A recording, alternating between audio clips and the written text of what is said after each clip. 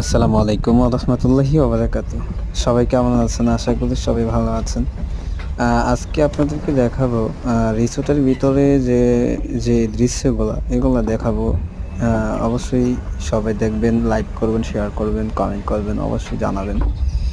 এই যে ভিতরের দৃশ্যগুলা, আমরা ভিতরে কিন্তু গাড়ি দিয়ে ঘোরার সিস্টেম আছে, কেমন?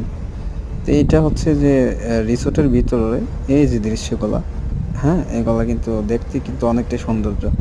বাইরের দেশে বলতে গেলে সবকিছুই সুন্দর। যারা বাহিরে ঘুরছেন, ট্যুরে গেছেন, তারাই বলতে পারবেন যে বাহিরের দেশে কতটা উন্নত মান। আ আমাদের থেকে তারা অনেকটাই এগিয়ে আছে। অর্থনৈতিক দিক দিয়া সব দিক দিয়েই, মোটামুটি সব দিক দিয়েই তারা দূরত্ব। মানে কাতারের সৌন্দর্যের জন্য কাতার কিন্তু সেরা। মানে কাতারের কোনো কিছু কমতি নাই, আলহামদুলিল্লাহ।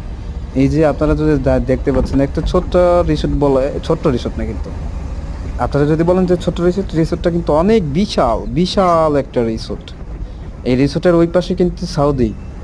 আমাদের এইদিকে কিন্তু সমুদ্র আমি দেখাইছি ভিডিওতে, কিন্তু ওই পাশে কিন্তু সৌদি আরব।